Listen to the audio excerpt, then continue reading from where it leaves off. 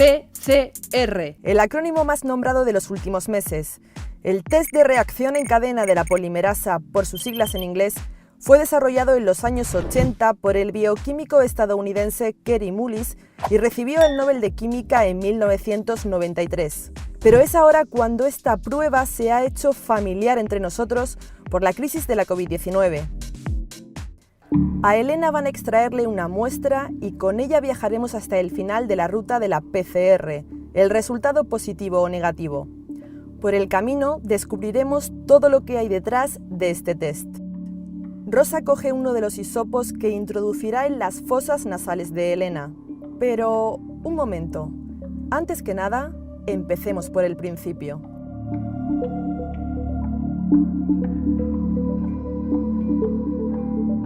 La técnica de PCR lo que busca es detectar ese RNA viral. El molde para una reacción de PCR es este RNA. Nosotros lo tenemos que transformar en DNA porque es un paso intermedio, de hecho se llama retrotranscripción a este proceso, y luego hacemos una PCR.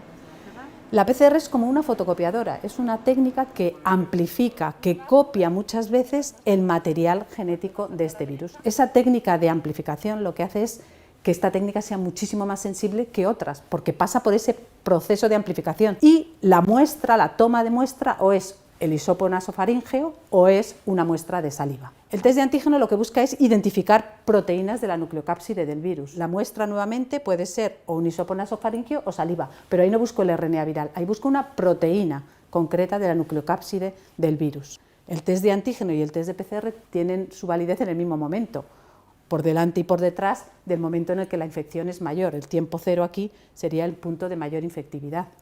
Una semana antes ya puedo empezar a detectar antígeno y también hasta una semana después.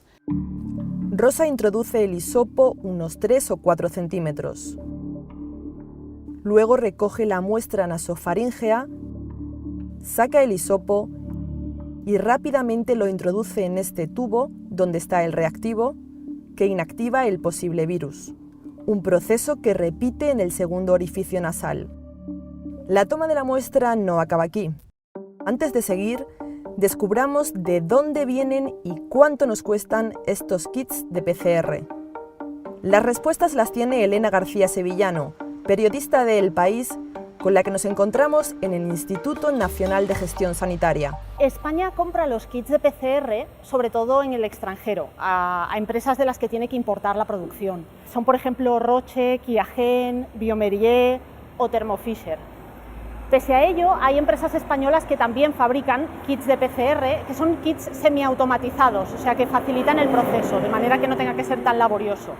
En España hay varias empresas que lo hacen, como por ejemplo Genómica, Cambax, Certest o Biotools.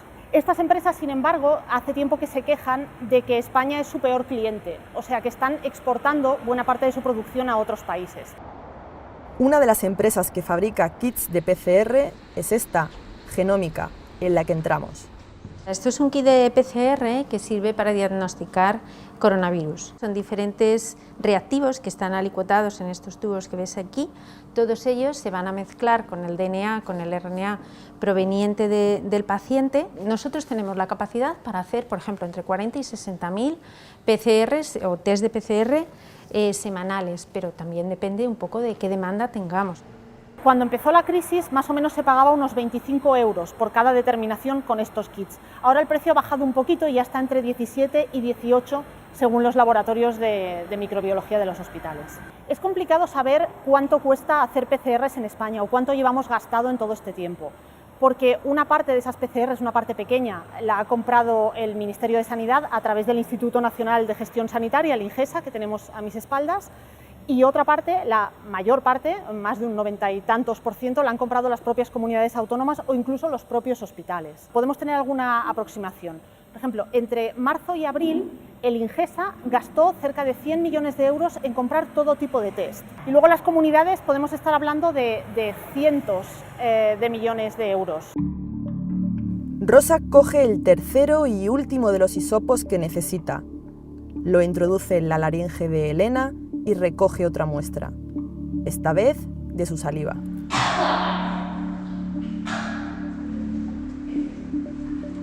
Rosa ya tiene todo lo necesario para saber si Elena ha dado positivo o negativo en coronavirus. A la espera de los resultados, conozcamos quiénes están obligados a hacerse la prueba en España. Para descubrirlo hablamos con Pablo Linde, periodista de El País, delante del Ministerio de Sanidad. El Ministerio de Sanidad establece un protocolo común a todas las comunidades autónomas que obliga a hacer pruebas PCR a todas las personas sospechosas de coronavirus, así como sus contactos cercanos o grupo burbuja en el caso de las escuelas. Hay una excepción en lugares donde hay muy alta incidencia del virus, permiten no hacer pruebas a estos contactos estrechos y directamente aislarlos. Los datos de positivos que publica cada día el Ministerio de Sanidad provienen de las comunidades autónomas, de sus hospitales y de sus centros de salud, pero también de laboratorios privados que están obligados a enviar cada día los positivos de sus pruebas. Elena rellena los documentos necesarios para recibir el resultado de su prueba. Mientras, Rosa recoge las muestras para enviarlas al laboratorio. Bien, la muestra puede venir de dos ámbitos, el ámbito hospitalario, de pacientes ingresados o pacientes de urgencias o pacientes de las consultas, o del ámbito de atención primaria. Cuando es del ámbito hospitalario, generalmente las muestras las trae un auxiliar en este tipo de contenedores en mano, y cuando vienen del área, generalmente vienen con unos sistemas de seguridad biológica que son bastante seguros. Lo que hacemos a continuación es darla de alta en nuestro sistema informático. Una vez que hemos puesto aquí el volumen de las muestras, que son 202 microlitros, lo llevamos al extractor de ADN, lo colocamos y simplemente tenemos que colocar estas puntas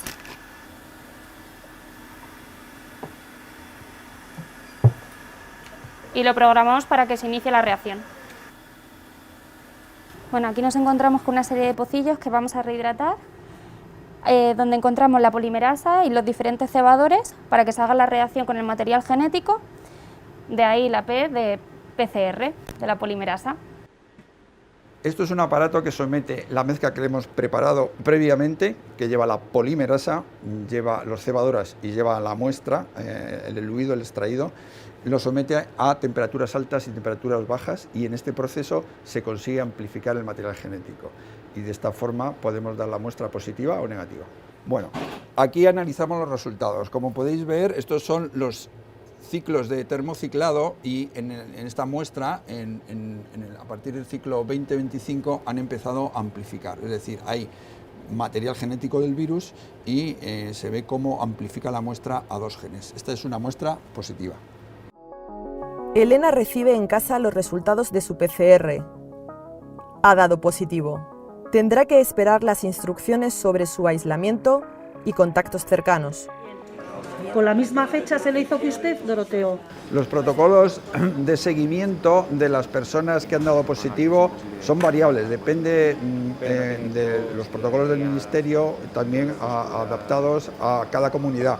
Y también esto depende mucho de los recursos humanos. Los pacientes con síntomas leves, generalmente se les prescribe un aislamiento domiciliario de 10 días y luego pues se les da el alta sin PCR. En cambio, los pacientes ingresados, la práctica habitual es hacerle PCR de control antes de darles el alta. Sus datos se suman a los del resto de positivos registrados en España. Kiko Llaneras, experto en datos de El País, nos desvela cómo funciona el flujo de toda esa información. ¿Cómo llega ese positivo que hemos visto en el laboratorio hasta los datos de sanidad? Bueno, tiene un viaje bastante largo. En algunas comunidades, en el momento en el que se pide la misma PCR, directamente se crea una ficha en la base de datos CIBIES, que es el sistema de información donde el Ministerio está recogiendo toda la información. Entonces, en algunos sitios es automático, en el momento de pedirse la PCR, en otros es el laboratorio, en el momento de hacer la prueba y tener un positivo o un negativo, el que crea esa ficha. En última instancia, el responsable de los datos de esta base de datos de CIBIES es la comunidad autónoma. Los servicios de salud pública que trabajan para la comunidad se encargan de alimentar la información en la base de datos, comprobar que los datos están bien, algunos son automáticos, otros no, y luego esa toda información, una vez cribada, notificarla al Ministerio de Sanidad para que la incluya en los informes que publica el CAES. A veces se producen retrasos en este proceso de notificación en diferentes puntos del proceso. Uno, los médicos en ocasiones tienen que reportar parte de la información, a veces notificar el positivo de la prueba, y pueden tener una pila de casos, y eso introduce pues, un desfase temporal. El desfase puede estar más allá, puede estar en el momento en que la información llega a los sistemas de salud pública de la comunidad autónoma, que tienen que verificar los datos, y es posible que tengan que también trabajar con casos antiguos, que se les acumule también y ahí se introduzca un retraso. Hay bastantes comunidades autónomas que en 7 días no notifican más que 1/3 de todos los positivos, es decir, de los casos que nos llegan esta semana, 2 de cada 3 tienen más de 7 días. La última novedad es que el Ministerio de Sanidad incluye los positivos de test de antígenos en el recuento total junto a los positivos por PCR.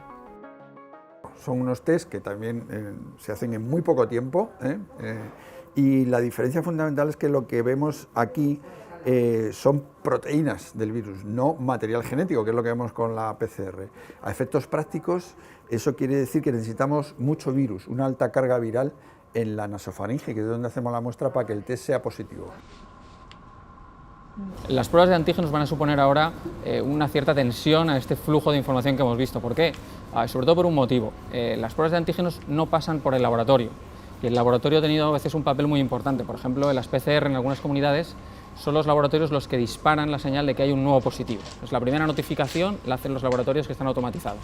El antígeno no va a pasar por ahí, por lo tanto hay que buscar un nuevo canal. ¿Cómo se está trabajando con los antígenos? Lo que se está haciendo es que es el mismo médico en el hospital o en atención primaria que te hace la prueba, se encarga de en tu ficha pues adjuntar la información de que se ha hecho una prueba de antígeno y has dado positivo o negativo. Pero ese, digamos, flujo de información es nuevo, ¿no? Las fichas de pacientes no tienen por qué estar preparadas, quizás hay comunidades autónomas que no tienen ese circuito preparado, quizás sí, pero introduce una fuente de incertidumbre en la detección. Elena continúa el aislamiento en casa. Como ella, otros tantos repiten la misma escena en distintas partes de España y del mundo. España superó el 1.000.000 de casos notificados a la Red Nacional de Vigilancia.